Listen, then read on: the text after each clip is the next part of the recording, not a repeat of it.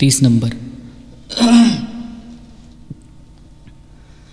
वेड्यासारखं शांत रहा, लोकांचे रंग स्पष्ट दिसायला लागतील. माफी मागणारा प्रत्येक वेळी हा चुकीचा असतो असं नाही. काही लोक फक्त नातं टिकावं म्हणून माघार घेतात.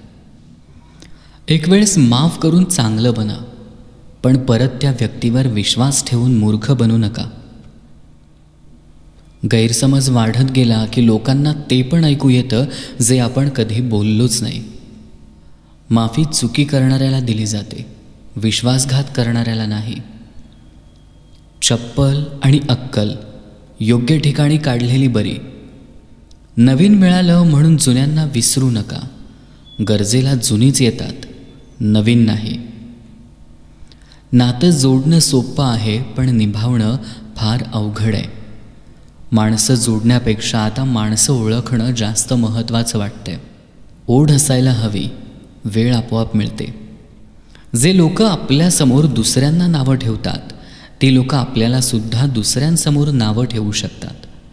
तोंडावर गोड आणि पाठीमागं निंदा हाच आहे जवळच्या लोकांचा धंदा. काही गैरसमज नाती तोडतात, तर काही गैरसमज नाती तुटावी म्हणून जाणून बुजून केले जातात. विषय तिथंच सोडून द्या जिथून स्वतःला त्रास होणं सुरू होतं. आयुष्यात फक्त जीव लावणारे शोधा, कामापुरते येतीलच शोधत तुम्हाला.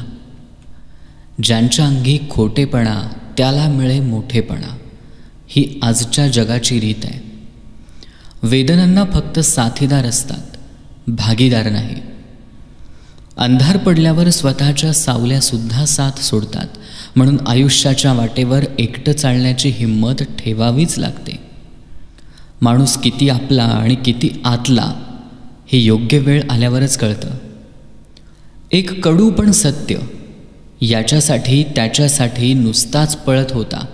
सगळे गेले घरी निघून, हा एकटाच जळत होता. पाठीमागून वार करणारे फक्त शत्रूच नसतात, तर काही आपले पण गद्दार असतात.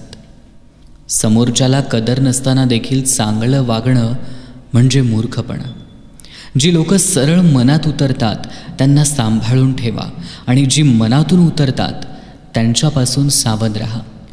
कारण नसताना गोड बोलण्याचं सोंग करणारी माणसं म्हणजे सावधानतेचा इशारा. आजकाल रिलेशन हे इलेक्शनसारखं झालं आहे. गरज असली तर बोलायचं, नाही तर कोलायचं.